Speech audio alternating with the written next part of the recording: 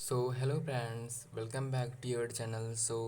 इस वीडियो में हम डिस्कस करने वाले हैं अम्ल एवं क्षारक धातु के साथ कैसे अभिक्रिया करते हैं। ठीक है, तो जैसा कि हमने पिछली वीडियो में अम्ल एवं क्षारक को जाना, ठीक है, और हमने कुछ सूचकों को पढ़ा। ठीक है, तो अभी हम देखने वाले हैं कि अम्ल एवं क्षारक धातु के साथ कैसे अभिक्रिया करते हैं। ठीक है, तो उसके लिए हम एक क्रियाकलाप करेंगे। ठीक है, हमें क्या लेना है। ठीक है, तो हमें आप यहाँ देख सकते हैं हमने क्या लेना है, हमें लेना है। ठीक है, हमें लेना है एक एक हमें एक स्टैंड लेनी है। ठीक है, तो उसके बाद हमें एक लेनी है टेस्ट ट्यूब। ठीक है, ये हमारा टेस्ट ट्यूब हो गया। ठीक है, एक आयरन स्टैंड लिया हमने, एक टेस्ट ट्यूब लिया।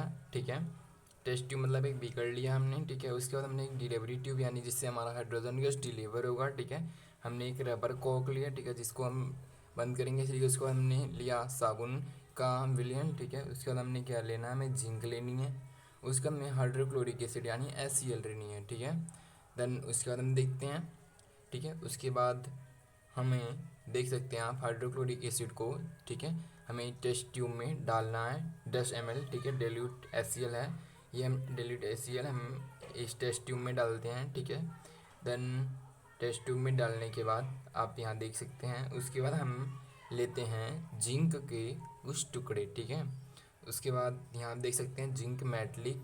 ठीक है, मेटलिक एक रेड है। ठीक है, तो इसमें से हम एक टुकड़ा जिंक का लेते हैं। ठीक है, इसके बाद हम इसमें देख सकते हैं आप, यहाँ हम जिंक के टुकड़े को डेल्यूट HCl में डालते हैं। ठीक है, तनु HCl में डालने पर देख सकते हैं आप यहाँ कितनी तेज़ी से अभिक्रियाएँ हो रही हैं। ठीक है, आप यहाँ देख सकते हैं अभिक्रियाएँ कितनी तेज़ी से हो रही हैं। ठीक है, देन उसके बाद इसमें से क्या निकल रहा है, हाइड्रोजन गैस निकल रहा है। ठीक है, तो क्लोज अब हमें क्या करना है, कॉर्क से हमें इसको क्लोज कर देना है इसके टेस्ट ट्यूब को। ठीक है, जिससे कि हमारा जो हाइड्रोजन गैस हो वो साबुन के विलयन में आसानी से जा सके, जिसके हम उसका परीक्षण कर सके। ठीक है, देन उसके बाद हम क्या करते हैं, उस टेस्ट ट्यूब के जो हमारा सबसे अंतिम छोर है उसको हम डालते हैं किसमें, हम साबुन के विलयन में डालते हैं। ठीक है, तो यहाँ आप देख सकते हैं साबुन के विलयन में से देखिए आप बुलबुले निकल रहे हैं। ठीक है, यहाँ क्या निकल रहे हैं, यहाँ बुलबुले, ये क्या है, हाइड्रोजन गैस है। ठीक है, हाइड्रोजन गैस क्या होता है, बहुत हल्के होते हैं। देखिए यहाँ बुलबुले निकल रहे हैं। ठीक है, तो आप यहाँ देख सकते हैं। अब हम इसका परीक्षण करेंगे। ठीक है,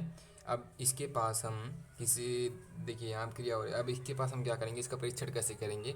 इसके परीक्षण के लिए हम एक कोई भी ज्वलनशील, ठीक है, कुछ भी, जैसे मोमबत्ती ले सकते हैं, माचिस की तीली ले सकते हैं। ठीक है, तो उसको हम हाइड्रोजन जो है, हाइड्रोजन गैस जो इसमें साबुन के विलयन में है रिवॉल्व हुआ है। ठीक है, तो इसका हम परीक्षण करते हैं। ठीक है, देन चलिए अब यहाँ आप देख सकते हैं, देखिए हाइड्रोजन गैस निकला है ये। अब इसका हम परीक्षण के लिए अब हम इसके पास क्या लिखते हैं, हमारे पास देखिए सारे हाइड्रोजन गैस रिवॉल्व हो गए हैं। ठीक है, तो इसके से जब हम एक्सपेरिमेंट करने के लिए हम बर्निंग स्प्रिंग कोई भी लेंगे। ठीक है, तो उसके बाद हम देखते हैं ये पॉप साउंड, ठीक है, एक्सप्लोज करेगा। ठीक है, ये बहुत ही एक्सप्लोजिव वो होता है रिएक्शन। ठीक है, बहुत ही एक्जोथर्मिक रिएक्शन होता है। तो यहाँ आप देखिए, अब हम इसके पास मतलब माचिस से जाएंगे, पॉप की ध्वनि हुई। ठीक है, यहाँ क्या हुई, पॉप, यहाँ पॉप की ध्वनि उत्पन्न हुई ना। ठीक है, तो ये इससे हमें पता चलता है। ठीक है, इससे परीक्षण है। ठीक है, तो एक बार यहाँ हम पुनः परीक्षण कर लेते हैं। ठीक है, तो यहाँ आप देख सकते हैं ये हमारा हाइड्रोजन गैस रिवॉल्व हुआ है इस बीकर में से। ठीक है, इस बीकर में से हमारा हाइड्रोजन गैस रिवॉल्व हुआ है। ठीक है, देन उसके बाद देखिए जब माचिस की तिल्ली इसके पहले जाएंगे, देखिए देखिए अभी ये पॉप की ध्वनि उत्पन्न करेगा, ये पॉप की ध्वनि उत्पन्न हुआ है। ठीक है, देन कि हमारा इस एक्टिविटी यहीं पूरी होती है। देन अब देखते हैं हमसे इसमें क्या मिला। तो यहाँ हमने क्या पाया एक्टिविटी करने पर, तो हमने उदाहरण के अनुसार मैंने इसको व्यवस्थित किया। ठीक है, तनु सल्फ्यूरिक अम्ल, या हमने वहाँ लिया था HCl हाइड्रोक्लोरिक अम्ल लिया था। तो अगर आप सल्फ्यूरिक अम्ल से भी करेंगे तो भी हमें प्राप्त होगा। ठीक है, तो तुमने वहाँ हाइड्रोक्लोरिक अम्ल से इसका परीक्षण किया है। ठीक है, तो हमें क्या मिला, हमें हाइड्रोजन गैस मिला है और साल्ट मिला है। साल्ट के तौर पर हमें जिंक क्लोराइड मिला था। हमने किससे अभिक्रिया की थी, चलिए तो हम आगे देखते हैं इसमें क्या लिखा है। इसमें लिखा है कि ध्यान दीजिए कि ऊपर की अभिक्रिया, ठीक है, ऊपर की जो हमारी अभिक्रिया हुई है, ठीक है, ऊपर की जो हमारी अभिक्रिया धातु अम्लों से हाइड्रोजन परमाणु का जो हाइड्रोजन गैस है के रूप में विस्थापन करती है और एक यौगिक बनाता है। ठीक है, जिसे हम लवण कहते हैं। ठीक है, तो हाइड्रोजन क्या जो हमारी धातु है वो अम्ल के साथ अभिक्रिया करके, ठीक है, हाइड्रोजन गैस को विस्थापित कर देती है। ठीक है, अलग कर देती है और एक यौगिक बनाती है जिसे हम लवण कहते हैं। जैसे कि हमने क्या देखा, जो हमारा जिंक था, ठीक है, जिंक, ठीक है, सॉरी ये थोड़ी राइट करने में यहाँ दिक्कत हो रही है। तो जो हमारा जो जिंक था, ठीक है, जो हमारा जिंक था वो HCl से Cl, ठीक है। HCl से अभिक्रिया करके क्या बनाता है, ये हमारा बनाता है जिंक क्लोराइड, ठीक है। जिंक क्लोराइड मीन्स हमारा क्या है, जिंक क्लोराइड एक साल्ट है, ठीक है, और हमें हाइड्रोजन गैस मिलती है, ठीक है, हाइड्रोजन गैस मिलता है, ठीक है। तो इससे हमें क्या पता चलता है, कोई भी धातु, ठीक है, किसी भी अम्ल के कोई भी धातु अम्ल के साथ, किसी भी नहीं, अम्ल के साथ अपक्रिया करके वो हमें लवण और हाइड्रोजन गैस देगी, ठीक है। तो आपने जिन अपक्रियाओं का प्रेक्षण किया, क्या आप उनका समीकरण लिख सकते हैं? तो हमने ऊपर समीकरण को, इसके समीकरण को देखा, ठीक है। अब हमें क्या करनी है, ठीक है। अब इस अभिक्रिया को हम निम्न प्रकार से लिख सकते हैं। अब एक अगर हम क्या करेंगे, अगर इसी अभिक्रिया को अगर हम किसी क्षारक से, ठीक है, अगर इसी अभिक्रिया को किसी क्षारक से हम कराएंगे, ठीक है, तो हमें क्या प्राप्त होगा, तो भी हमें क्या प्राप्त होगा, साल्ट प्राप्त होगा, और हमें यानी कि लवण और हाइड्रोजन गैस ही प्राप्त होगा। जैसे कि हम सोडियम हाइड्रोक्साइड क्या है, हमारा एक क्षार है, तो उसके साथ अगर हम जिंक से साथ अभिक्रिया कराएंगे तो क्या प्राप्त होता है, सोडियम जिंकेट, ठीक है, और हाइड्रोजन गैस मिलता है, ठीक है। देन आप देखेंगे पुनः हाइड्रोजन बनता है, किंतु ऐसी अभिक्रियाएं सभी धातुओं के साथ संभव नहीं होती हैं, ठीक है। ये सभी धातुओं के साथ संभव नहीं होती हैं। उदाहरण के तौर पर हम देख सकते हैं धातु कार्बोनेट, ठीक है, धातु कार्बोनेट, ठीक है, जिसमें जिस धातु में कार्बोनेट जुड़े होते हैं, कार्बन जुड़े होते हैं, ठीक है। कार्बोनेट और धातु हाइड्रोजन कार्बोनेट अम्ल के साथ कैसे अभिक्रिया करते हैं, ठीक है। ये दोनों अभिक्रिया जब करते हैं तो क्या, वैसे मैं क्यों बता दूँ, ये जो जब अभिक्रिया करते हैं किसी भी धातु के साथ, किसी भी अम्ल के साथ, ठीक है, तो ये क्या बनाते हैं, ये हमारे बनाते हैं, ठीक है, हमें ये देंगे कार्बन डाइऑक्साइड देंगे, ठीक है, ये भी हमें साल्ट देंगे, ठीक है, और हमें ये वाटर और कार्बन डाइऑक्साइड गैस देते हैं, ठीक है। तो इनका भी परीक्षण हम एक एक्टिविटी से करते हैं, ठीक है। तो इस एक्टिविटी में हमें क्या करना है, तो इस एक्टिविटी में हमें क्या करना है, हमें अम्ल, देखिए हमने एक अम्ल लिया, ठीक है, ये हमारा अम्ल, ये धातु कार्बोनेट क्या करेंगे, ये दोनों अपक्रिया करके हमारे लवण बनाएंगे, ठीक है, और जल और कार्बन डाइऑक्साइड बनाएंगे, ठीक है। देन उसके बाद क्या है, अम्ल धातु कार्बोनेट के साथ अपक्रिया करके क्या बनाएगा, हम अम्ल के तौर पर हम लेते हैं HCl हाइड्रोक्लोरिक अम्ल, धातु कार्बोनेट हम लेते हैं सोडियम कार्बोनेट, ठीक है, और ये हम लवण में हमें क्या मिलेगा, सोडियम क्लोराइड, ठीक है, हमें सोडियम क्लोराइड मिलेगा। और तो चलिए तो इसका हम परीक्षण करते हैं, ठीक है। तो यहाँ परीक्षण करते हैं तो हम, ठीक है, तो यहाँ हमने अम्ल धातु के साथ अपक्रिया करके क्या बनाएंगे, आपको मैं फिर से रिपीट कर दे रहा हूँ, अम्ल धातु के साथ अपक्रिया करके लवण बनाएंगे, ठीक है, जल मिलेगा उसको कार्बन डाइऑक्साइड, ठीक है। देन इसका परीक्षण करेंगे हम, अम्ल के तौर पर हम लेते हैं हाइड्रोक्लोरिक अम्ल, ठीक है, HCl लेते हैं, धातु कार्बोनेट के अम्ल लेते हैं सोडियम कार्बोनेट, ठीक है। उसके बाद हमें क्या मिलेगा हमें सोडियम क्लोराइड, ठीक है, लवण मीन्स लवण, और हमें क्या मिलेगा इसके तौर पर, चलिए इसका परीक्षण करते हैं। तो अम्ल में हमने लिया HCl, ठीक है, तो यहाँ आप देख सकते हैं HCl हमने लिया, ठीक है। उसके बाद हमने HCl को देखिए, ये पीछे मैं आपको घुमा के दिखा दे रहा हूँ, HCl, ठीक है, ये हाइड्रोक्लोरिक अम्ल है। और उसके बाद हमने हमने धातु कार्बोनेट के तौर पर हमने लिया, ठीक है, ऊपर आप बाहर आप अभी देखेंगे पीछे आप, सोडियम हाइड्रोजन कार्बोनेट लिया, ठीक है, सोडियम हाइड्रोजन कार्बोनेट, ठीक है, हमने धातु कार्बोनेट के तौर पर, ठीक है। तो ये हमें इसका परीक्षण करते हैं, तो अम्ल के देख लीजिए अम्ल, अब अम्ल को एक हम टेस्ट ट्यूब यानी बीकर में डालेंगे, धातु कार्बोनेट हो गया, ठीक है। उसके तौर पर धातु कार्बोनेट के तौर पर हमने लिया सोडियम हाइड्रोजन कार्बोनेट, ठीक है। तो आप देख सकते हैं हम HCl को यानी हाइड्रोक्लोरिक अम्ल को इसमें बीकर में हमने लिया है, ठीक है। देन अब हम देख सकते हैं सोडियम हाइड्रोजन कार्बोनेट, इसको एक चम्मच इसमें डालेंगे, ठीक है। तो अभी आप देखेंगे इसके प्रक्रिया को, ठीक है। तो ये देखिए वो, अब हमने इसमें एक चम्मच लगभग डाला, ठीक है। तो अभी देखेंगे ये कितनी चीज अभिक्रिया करेगा, ठीक है। ये हमारे सोडियम हाइड्रोजन कार्बोनेट, ठीक है, जो सफ़ेद कलर का होता है, श्वेत कलर का, ठीक है। तो आप देखेंगे इसमें डाला, तो ये देखिए कितनी अभिक्रिया कर रहा है, ठीक है। तो अभी आप इसका परीक्षण देखेंगे, हम एक माचिस की तिल्ली से एक मोमबत्ती कैंडल को जलाएंगे, ठीक है।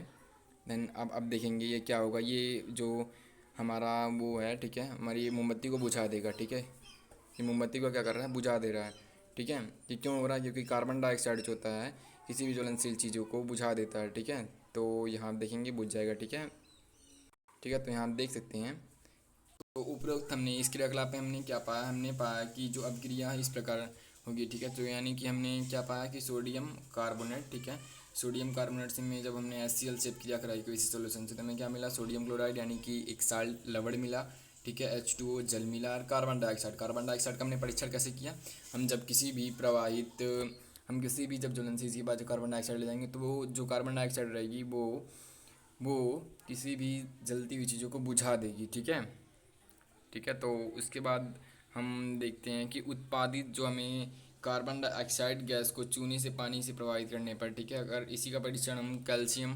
हाइड्रोक्साइड, ठीक है, जो क्या होता है चूने का पानी होता है, ठीक है, कैल्शियम हाइड्रोक्साइड से जब हम कार्बन डाइऑक्साइड को रिड्यूस करेंगे तो हमें क्या मिलेगा, कैल्शियम कार्बोनेट एंड H2O, यानी हमें कैल्शियम कार्बोनेट श्वेत अच्छे प्राप्त होगा और हमें जल प्राप्त होगा। ठीक है, अत्यधिक मात्रा में अगर यही हम क्रिया करेंगे तो कार्बन डाइऑक्साइड प्रभावित करने पर निम्न अभिक्रिया होंगी। तो कैल्शियम कार्बोनेट है, उसमें H2O प्लस में कार्बन डाइऑक्साइड, ठीक है, क्या मिलेगा, कैल्शियम हाइड्रोजन कार्बोनेट, ठीक है, जो जल में विलयशील होता है। ठीक है, तो चूना पत्थर, ठीक है, लीमस्टोन, ठीक है, खड़िया यानी चाल एवं संगमरमर, मार्बल, कैल्शियम कार्बोनेट के विविध रूप हैं। ठीक है, यानी कि कैल्शियम कार्बोनेट के विविध रूप होते हैं, चूना पत्थर, खड़िया या संगमरमर। ठीक है, दो सभी धातु जो होती हैं ये कार्बोनेट एवं हाइड्रोजन कार्बोनेट अम्ल के साथ अभिक्रिया करके करके संगत में लवण एवं कार्बन डाइऑक्साइड एवं जल बनाते हैं। ठीक है, इस अभिक्रिया को इस प्रकार से व्यक्त किया जाता है। ठीक है, यानी कि कोई भी धातु कार्बोनेट, ठीक है, कोई भी धातु हाइड्रोजन कार्बोनेट, सॉरी धातु हाइड्रोजन कार्बोनेट किसी भी अम्ल के साथ अभिक्रिया करके लवण और कार्बन डाइऑक्साइड एवं जल देगी। ठीक है, मतलब जल प्राप्त होगा अगर हम किसी भी धातु को हाइड्रोजन कार्बोनेट से, ठीक है, अभिक्रिया कराते हैं किसी भी धातु को तो हमें लवण, कार्बन डाइऑक्साइड और जल प्राप्त होगा। ठीक है, देन उसके बाद हम देखते हैं अम्ल एवं क्षारक परस्पर कैसे अभिक्रिया करते हैं। ठीक है, तो इसके लिए भी हमें एक्टिविटी को पहले इसको हम रीड आउट कर लेते हैं। ठीक है, तो पर्सनली में हमने एक क्या लेनी है, एक बीकर में लेनी है 2 ml सोडियम हाइड्रोक्साइड घोल लीजिए। ठीक है, उसमें 2 बूंदे पेनाथोप्लिन, इसको तो हम बाद में देखते हैं। तो पहले हम उपरोक्त क्रियाकलाप में हमने प्रेक्षण किया, जब इसका क्रिया कराएंगे तो अम्ल द्वारा क्षारक का प्रेक्षित प्रभाव होता था, क्षारक द्वारा अम्ल का प्रभाव समाप्त हो जाता था। क्योंकि आपको पता होगा जो अम्ल हैं एवं क्षारक है आपस में क्रिया करके क्या करते हैं, अपने प्रभावों को समाप्त कर देते हैं। ठीक है, जैसे कि हमने एक सोडियम हाइड्रोक्साइड, ये हमने एक क्षार लिया, ठीक है, HCl हाइड्रोक्लोरिक अम्ल हमारा, ये हमने एक अम्ल लिया, तो ये हमारी क्या बनाएंगे, सोडियम क्लोराइड एंड H2, यानी हमारा यहाँ क्या बना है, हमारा यहाँ बना है साल्ट बना है, यानी कि हमारा लवण और जल बनता है। ठीक है, तो अम्ल एवं क्षारक की अपक्रिया के परिणाम स्वरूप लवण तथा जल प्राप्त होता है तथा इसे ही उदासीनीकरण अपक्रिया कहते हैं। किसे कहते हैं, उदासीनी अपक्रिया। तो जब अम्ल एवं क्षारक एक दूसरे से अपक्रिया करके, ठीक है, लवण और जल प्राप्त हो, ठीक है, अम्ल व क्षारक की अभिक्रिया के स्वरूप लवण एवं जल प्राप्त हो तो इस अभिक्रिया को ही हम उदासीनीकरण अभिक्रिया कहते हैं। तो सामान्यतः जो उदासीनी अभिक्रिया है, ठीक है, उदासीनीकरण अभिक्रिया है, तो उसको इस प्रकार लिखा जाता है, क्षारक प्लस में अम्ल, ठीक है, क्या बनाएंगे, लवण प्लस में जल। ठीक है, एवं अब हम देखते हैं जो अम्ल हैं वो धात्विक ऑक्साइडों की साथ कैसे अभिक्रिया करते हैं। धात्विक ऑक्साइड मतलब जो धातुएं ऑक्सीजन के साथ अभिक्रिया की रहती हैं। ठीक है, जैसे कि हम मान लेते हैं धातु में एक ले लेते हैं हम कॉपर। कॉपर जब ऑक्सीजन के साथ अभिक्रिया करेगा तो क्या बनाता है, कॉपर ऑक्साइड बनाता है ना। ठीक है, तो ये हमारी क्या है, धातु ऑक्साइड है। ठीक है, तो ये धातु ऑक्साइड मतलब जो भी धातु है ऑक्सीजन के साथ अभिक्रिया किया रहता है। ठीक है, तो हमारे धातु ऑक्साइड होते हैं। ठीक है, तो वो अम्ल के साथ कैसे अभिक्रिया करते हैं, ठीक है, धातु ऑक्साइड। तो इसके लिए हम देखेंगे कि चलिए इसको पहले रीड कर लेते हैं। तो आपने देखेंगे कि विलयन का रंग नीला हरित हो जाएगा एवं कॉपर ऑक्साइड घुल जाता है। विलयन में नीला रंग हरित कॉपर अभिक्रिया में कॉपर क्लोराइड के बनने का कारण होता है। धातु ऑक्साइड एवं अम्ल के बीच होने वाली सामान्य अभिक्रिया को इस प्रकार होती है। धातु ऑक्साइड अम्ल के साथ अभिक्रिया करेगा, लवण और जल प्राप्त होगा। तो चलिए इस एक्टिविटी को हम कर ही लेते हैं। ठीक है, मात्रा में copper second oxide test tube में डालते हैं और ये कॉपर सेकंड ऑक्साइड हमने कॉपर टर्निंग्स को बर्न करके बनाया, रोस्ट किया इसको, और इसमें कुछ मात्रा में हम HCl डाल करके देखते हैं क्या इसका रंग जो है कोई बदलाव आता है।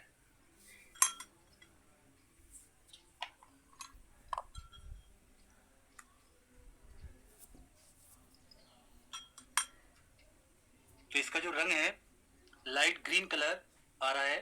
तो ये कॉपर ऑक्साइड जब HCl के साथ रिएक्ट करता है तो CuCl2 कॉपर सेकंड क्लोराइड बनता है। अब इस रिएक्शन को हम नाइट्रिक एसिड के साथ और करके देखते हैं। अब हम दूसरी टेस्ट ट्यूब में कॉपर सेकंड ऑक्साइड जो हमने कॉपर को बर्न करके बनाया था, इसमें हम नाइट्रिक एसिड को डालते हैं और देखते हैं क्या होता है। तो जब कॉपर ऑक्साइड नाइट्रिक एसिड के साथ रिएक्ट करता है तो कॉपर सेकंड नाइट्रेट, और इसका जो कलर है वो ज़्यादा ग्रीन आना चाहिए। कभी कभी ऐसा होता है कि कॉपर सेकंड ऑक्साइड हमारा पूरा बर्न नहीं होता, तो अनबर्न कार्बन कॉपर के कारण से ब्राउन कलर की हमें ब्रोमीन NO2 गैस भी मिल सकती है।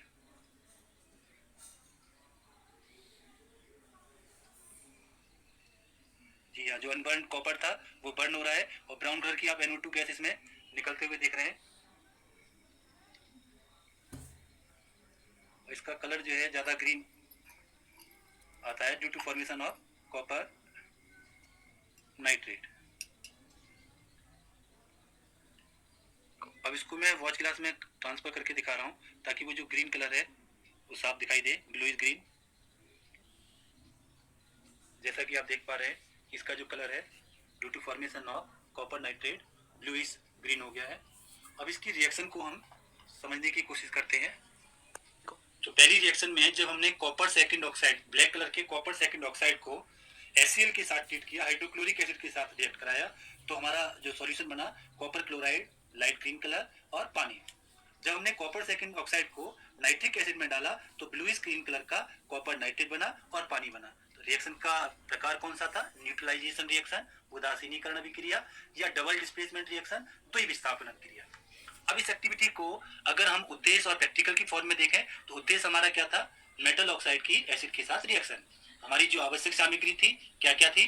Copper second oxide, hydrochloric acid, nitric acid, test tube, spatula etcetera. हमने क्या ऑब्जर्व किया? ब्लैक कलर का copper second oxide blue green हो जाता है कॉपर सेकंड क्लोराइड बनने के कारण या कॉपर नाइट्रेट बनने के कारण। Thank you for watching this. तो यहाँ हमने क्या देखा, जो अम्ल है वो धात्विक ऑक्साइड के साथ अभिक्रिया करके क्या बनाते हैं, साल्ट बनाएंगे यानी लवण बनाएंगे और हमें H2 यानी जल देंगे। ठीक है, तो हमने क्या देखा, तो हमने देखा कि विलयन का जो रंग नीला हरित हो जाएगा। ठीक है, क्या हो जाता है? नीला हरित हो जाता है, हरे कलर का हो जाता है। ठीक है, तो कॉपर ऑक्साइड किस कलर, काला कलर का होता है ना, तो किस कलर? नीला हरित हो जाता है। ठीक है, जब इसको HCl से अभिक्रिया कराते हैं। ठीक है, तो विलयन का नीला हरित रंग अभिक्रिया कॉपर सेकंड यानी कॉपर सेकंड में तो क्लोराइड के बनने के कारण होता है। ठीक है, धातु ऑक्साइड एवं अम्ल के बीच होने वाली सामान्य अभिक्रिया को इस प्रकार लिखा जा सकता है, यानी कि धातु ऑक्साइड अम्ल के साथ अभिक्रिया करके क्या हमें देगा? लवण देगा एवं जल देगा। ठीक है, अब उपरोक्त अभिक्रिया के लिए समीकरण लिखकर उसे संतुलित करना होगा। ठीक है, क्षारक एवं अम्ल अम्ल की अभिक्रिया के समान धात्विक, ठीक है, ऑक्साइड अम्ल के साथ अभिक्रिया करके लवण एवं जल प्रदान करता है। अंततः धात्विक ऑक्साइड को क्षारकीय ऑक्साइड भी कहते हैं। ठीक है, इसलिए हम धात्विक ऑक्साइड जो होते हैं ये किस प्रवृत्ति के होते हैं? ये क्षारकीय होते हैं। ठीक है, बेसिक इन नेचर होते हैं। ठीक है, अब हम देखते हैं क्षारक के साथ अधात्विक ऑक्साइडों की अभिक्रिया। भाई हमने अम्ल के साथ अधात्विक ऑक्साइडों की अभिक्रिया देखी। अब हम देखते हैं कि क्षारक कैसे अधात्विक ऑक्साइड के साथ क्रिया करके क्या हम देते हैं। ठीक है, तो क्रियाकलाप 2.5 ने आपने कार्बन डाइऑक्साइड एवं कैल्शियम हाइड्रोक्साइड चूने के पानी के बीच में हुई अभिक्रिया को देखा है। ठीक है, तो कैल्शियम हाइड्रोक्साइड जो कि एक क्षारक है, क्या है? Calcium hydroxide. ठीक है, कैल्शियम हाइड्रोक्साइड, ठीक है, क्या है? ये एक क्षारक है। ठीक है, तो यह एक क्षारक है, कार्बन डाइऑक्साइड के साथ अभिक्रिया करके लवण एवं जल बनाता है। ठीक है, जब इसको हम क्या करेंगे? कैल्शियम हाइड्रोक्साइड को, ठीक है, तो क्या होगा जब कैल्शियम हाइड्रोक्साइड, ठीक है, कैल्शियम हाइड्रोक्साइड यानी कि CaOH2, ठीक है, CaOH2 को जब हम कार्बन डाइऑक्साइड से, ठीक है, कार्बन डाइऑक्साइड से अभिक्रिया कराएंगे तो हमें क्या प्राप्त होगा? हमें कैल्शियम कार्बोनेट, ठीक है, ये श्वेत कलर का प्राप्त होगा और हमें क्या प्राप्त होगा? H2O, ठीक है, लवण और हमें वाटर प्राप्त होगा। ठीक है, तो चूंकि यह क्षारक एवं अम्ल के बीच होने वाली अभिक्रियाओं के समान है, अंततः हम यह निष्कर्ष निकाल सकते हैं कि अधात्विक ऑक्साइड अम्लीय प्रकृति होते हैं। ठीक है, अधात्विक जो भी ऑक्साइड होते हैं, ठीक है, ये कैसे होते हैं?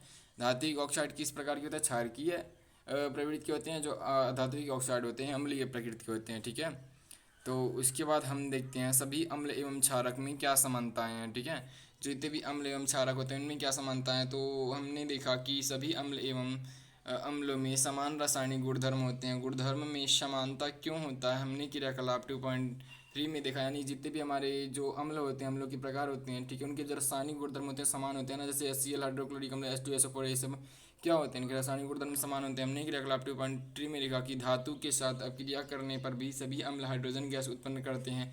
इससे पता चलता है कि सभी अम्लों में हाइड्रोजन होता है, ठीक है। इससे क्या हम कंक्लूजन निकाल सकते हैं कि हमारा जो सभी अम्ल होता है इसमें हाइड्रोजन होता है, ठीक है। क्रियाकलाप के माध्यम से हम जांच करेंगे कि क्या हाइड्रोजन युक्त सभी यौगिक अम्लीय होते हैं, यानी हाइड्रोजन युक्त जितने भी हमारे यौगिक हैं वो सब अम्लीय होते हैं। तो क्रियाकलाप में हमने क्या लेंगे, हम लेंगे ग्लूकोज, ठीक है, अल्कोहल लेंगे, हाइड्रोक्लोरिक अम्ल लेंगे, सल्फ्यूरिक अम्ल आदि का विलयन लेंगे, ठीक है। एक कॉर्क पर 2 के लिए लगाकर कॉर्क को 100 ml बीकर पर रख दीजिए, ठीक है। तो इस क्रियाकलाप को हम करते हैं, ठीक है।